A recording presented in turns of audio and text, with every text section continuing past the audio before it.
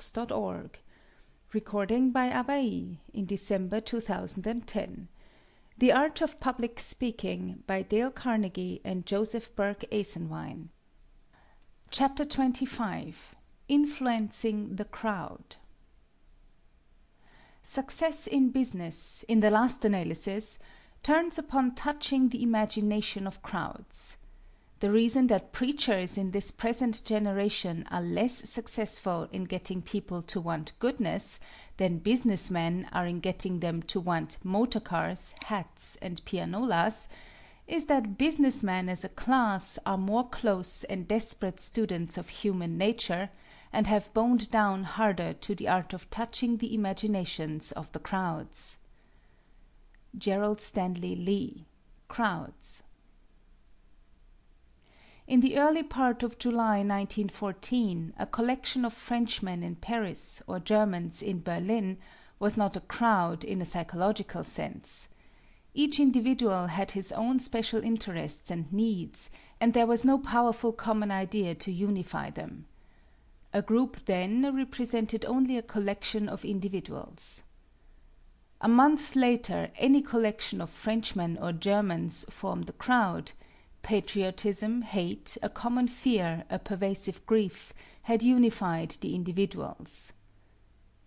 The psychology of the crowd is far different from the psychology of the personal members that compose it. The crowd is a distinct entity. Individuals restrain and subdue many of their impulses at the dictates of reason. The crowd never reasons, it only feels. As persons, there is a sense of responsibility attached to our actions, which checks many of our incitements, but the sense of responsibility is lost in the crowd because of its numbers. The crowd is exceedingly suggestible and will act upon the wildest and most extreme ideas. The crowd mind is primitive and will cheer plans and perform actions which its members would utterly repudiate. A mob is only a highly wrought crowd. Ruskin's description is fitting. You can talk a mob into anything. Its feelings may be, usually are, on the whole generous and right, but it has no foundation for them, no hold of them. You may tease or tickle it into anything at your pleasure. It thinks by infection, for the most part, catching an opinion like a cold, and there is nothing so little that it will not roar itself wild about, when the fit is on, nothing so great, but it will forget in an hour when the fit is past. History will show us how the crowd mind works. The medieval mind was not given to reasoning, the medieval man attached great weight to the utterance of authority, his religion touched chiefly the emotions. These conditions provided a rich soil for the propagation of the crowd mind, when in the 11th century flagellation, a voluntary self-scourging, was preached by the monks. Substituting flagellation for reciting penitential psalms was advocated by the reformers. A scale was drawn up, making 1,000 strokes equivalent to 10 psalms, or 15,000 to the entire psalter. This craze spread by leaps and crowds. Flagellant fraternities sprang up. Priests carrying banners led through the streets great processions reciting prayers and whipping their bloody bodies with leathern thongs fitted with 4 iron points. Pope Clement denounced this practice, and several of the leaders of those processions had to be burned at the stake before the frenzy could be uprooted. All Western and Central Europe was turned into a crowd by the preaching of the Crusaders, and millions of the followers of the Prince of Peace rushed to the Holy Land to kill the heathen. Even the children started on a crusade against the Saracens. The mob spirit was so strong that home affections and persuasion could not prevail against it, and thousands of mere babes died in their attempts to reach and redeem the sacred sepulchre.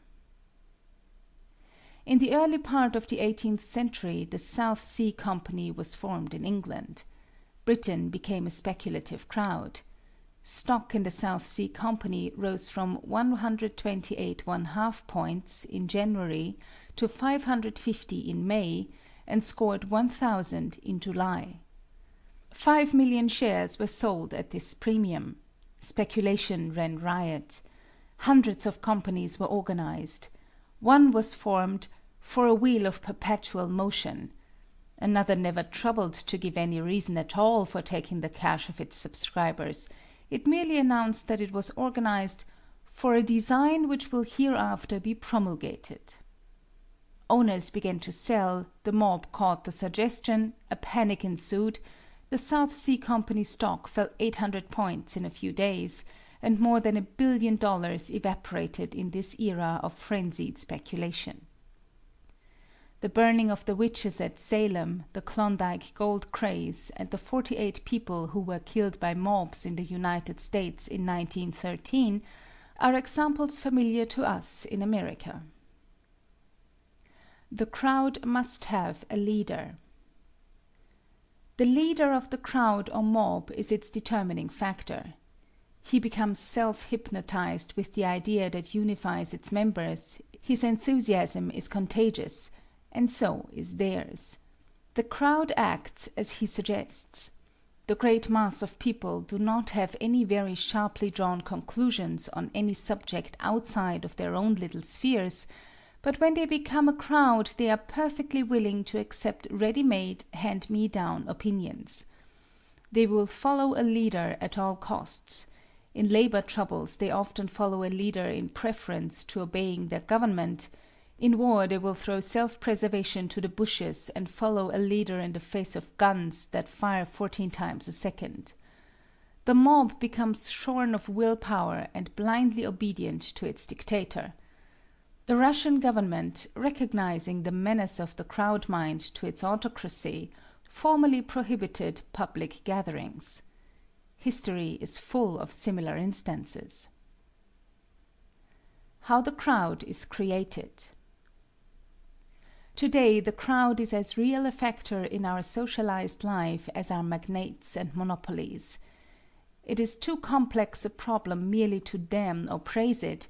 It must be reckoned with and mastered. The present problem is how to get the most and the best out of the crowd spirit, and the public speaker finds this to be peculiarly his own question. His influence is multiplied if he can only transmute his audience into a crowd. His affirmations must be their conclusions. This can be accomplished by unifying the minds and needs of the audience and arousing their emotions. Their feelings, not their reason, must be played upon. It is up to him to do this nobly. Argument has its place on the platform, but even its potencies must subserve the speaker's plan of attack to win possession of his audience. Reread the chapter on feeling and enthusiasm. It is impossible to make an audience a crowd without appealing to their emotions. Can you imagine the average group becoming a crowd while hearing a lecture on dry fly fishing or on Egyptian art? On the other hand, it would not have required world-famous eloquence to have turned any audience in Ulster in 1914 into a crowd by discussing the Home Rule Act. The crowd spirit depends largely on the subject used to fuse their individualities into one glowing whole. Note how Antony played upon the feelings of his hearers in the famous funeral oration given by Shakespeare in Julius Caesar. From murmuring units, the men became a unit, a mob. Antony's oration over Caesar's body. Friends, Romans, countrymen, lend me your ears. I come to bury Caesar, not to praise him. The evil that men do lives after them, the good is oft interred with their bones. So let it be with Caesar. The noble Brutus hath told you Caesar was ambitious. If it were so, it was a grievous fault, and grievously hath Caesar answered it. Here, on the leave of Brutus and the rest, for Brutus is an honorable man. So are they all honorable men. Come I to speak in Caesar's funeral. He was my friend, faithful and just to me, but Brutus says he was ambitious, and Brutus is an honorable man. He hath brought many captives home to Rome, whose ransom did the general coffers fill. Did this in Cæsar seem ambitious? When that the poor have cried, Cæsar hath wept, ambition should be made of sterner stuff. Yet Brutus says he was ambitious, and Brutus is an honorable man. You all did see that, on the Lupercal, I thrice presented him a kingly crown, which he did thrice refuse. Was this ambition? Yet Brutus says he was ambitious, and sure he is an honorable man. I speak not to disprove what Brutus spoke, but here I am to speak what I do know. You all did love him once, not without cause. What cause withholds you then to mourn for him? O judgment, thou art fled to brutish beasts, and men have lost their reason. Bear with me, my heart is in the coffin there with Cæsar, and I must pause till it come back to me. Weeps. 1st Plebeian. Methinks there is much reason in his sayings. 2nd Plebeian. If thou consider rightly of the matter, Cæsar has had great wrong. 3rd Plebeian. Has he, masters? I fear there will a worse come in his place. 4th Plebeian. Mark thee his words, he would not take the crown, therefore 'tis certain he was not ambitious. 1st Plebeian. If it be found so, some will dear abide it. 2nd Plebeian. Poor soul, his eyes are red as fire with weeping. 3rd Plebeian. There is not a nobler man in Rome than Antony. 4th Plebeian. Now mark him, he begins again to speak. Antony. But yesterday the word of Cæsar might have stood against the world. Now lies he there, and none so poor to do him reverence. O masters, if I were disposed to stir your hearts and minds to mutiny and rage, I should do Brutus wrong and Cassius wrong, who, you all know, are honorable men. I will not do them wrong. I rather choose to wrong the dead, to wrong myself and you, than I will wrong such honorable men. But here's a parchment, with the seal of Cæsar. I found it in his closet. 'Tis his will. Let but the commons hear this testament, which, pardon me, I do not mean to read, and they would go and kiss dead Cæsar's wounds, and dip their napkins in his sacred blood. Yea, beg a hair of him for memory, and, dying, mention it within their wills, bequeathing it as a rich legacy unto their issue. 4th Plebeian. We'll hear the will. Read it, Mark Antony. All. The will! The will! We will hear Cæsar's will!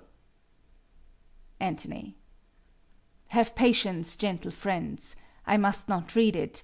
It is not meet you know how Cæsar loved you. You are not wood, you are not stones, but men. And being men, hearing the will of Cæsar, it will inflame you, it will make you mad. 'Tis good you know not that you are his heirs, for if you should, oh, what would come of it? 4th Plebeian. Read the will. We'll hear it, Antony. You shall read us the will. Cæsar's will. Antony. Will you be patient? Will you stay a while? I have overshot myself to tell you of it. I fear I wrong the honorable men whose daggers have stabbed Cæsar. I do fear it.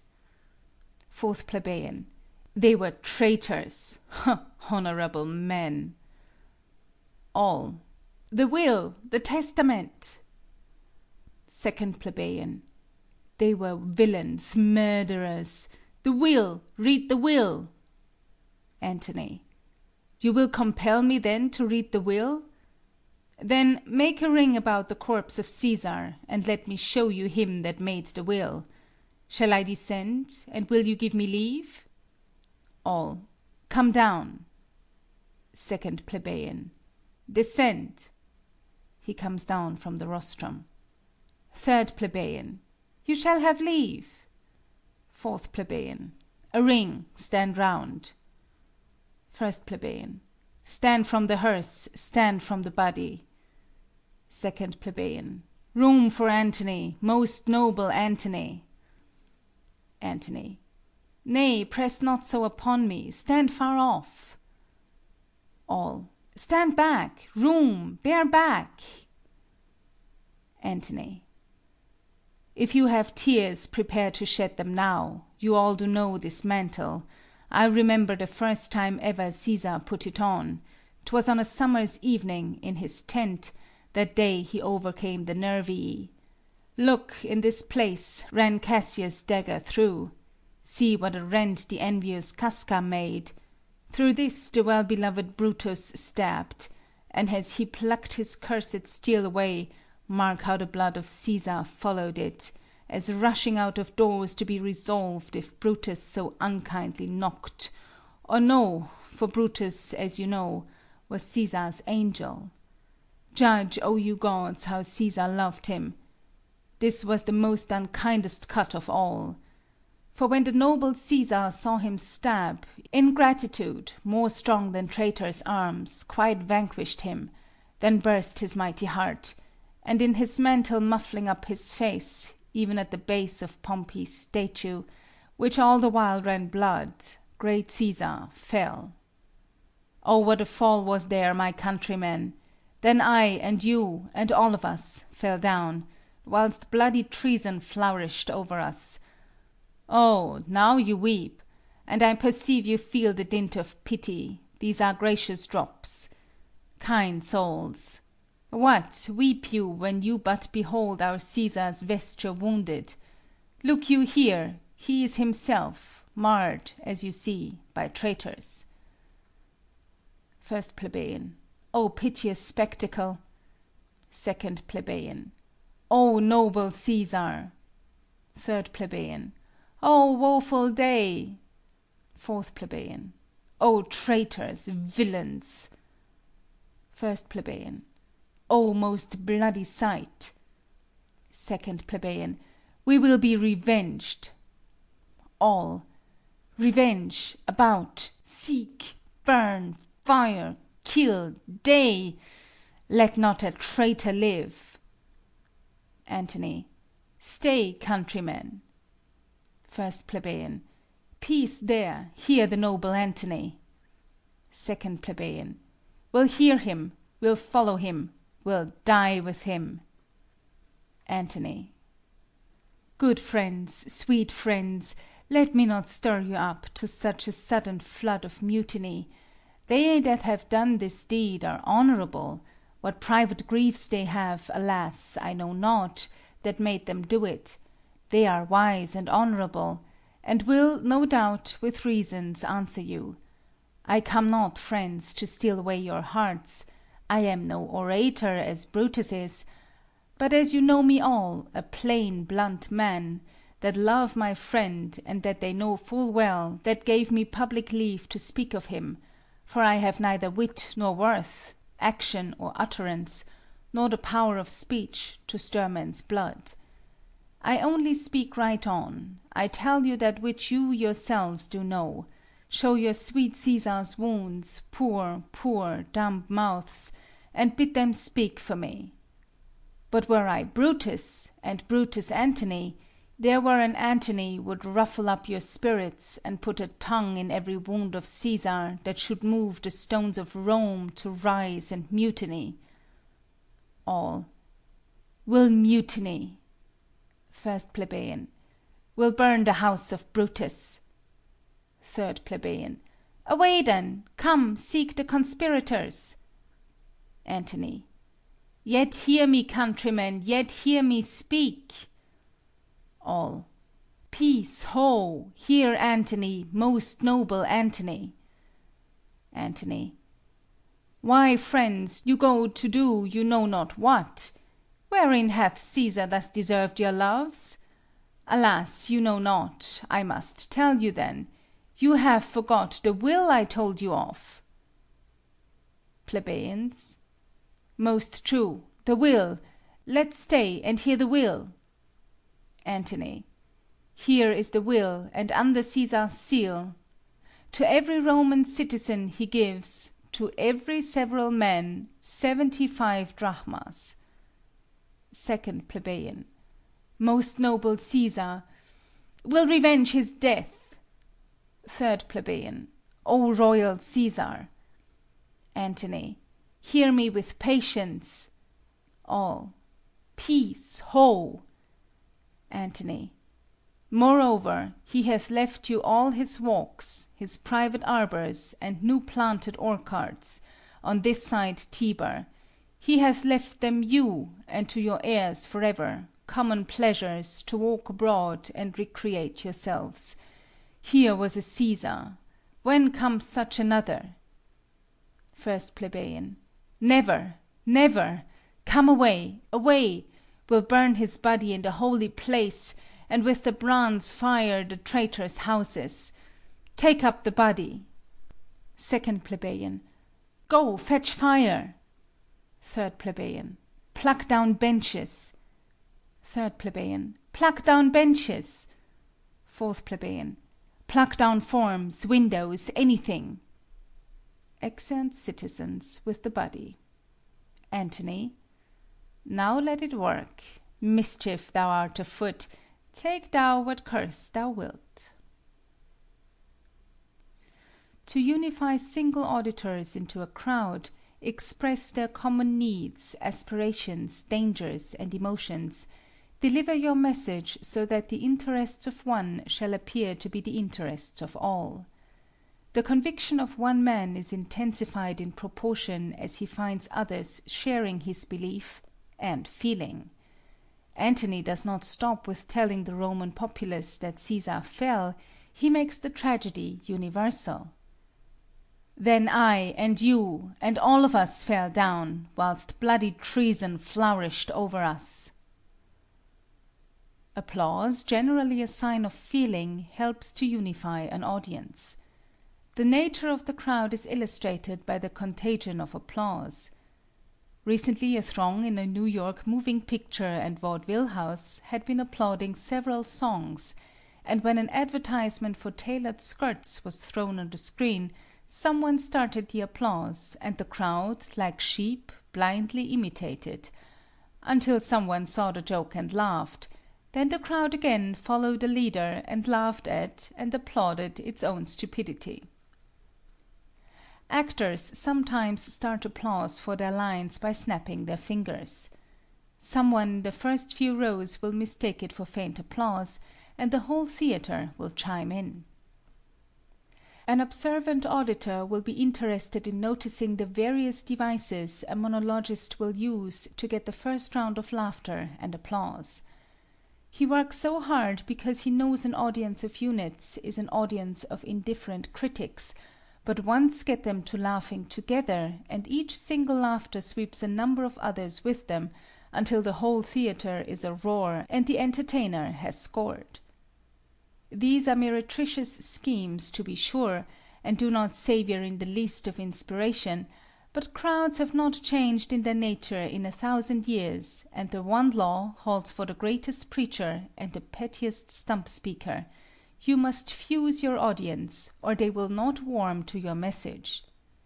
The devices of the great orator may not be so obvious as those of the vaudeville monologist, but the principle is the same. He tries to strike some universal note that will have all his hearers feeling alike at the same time.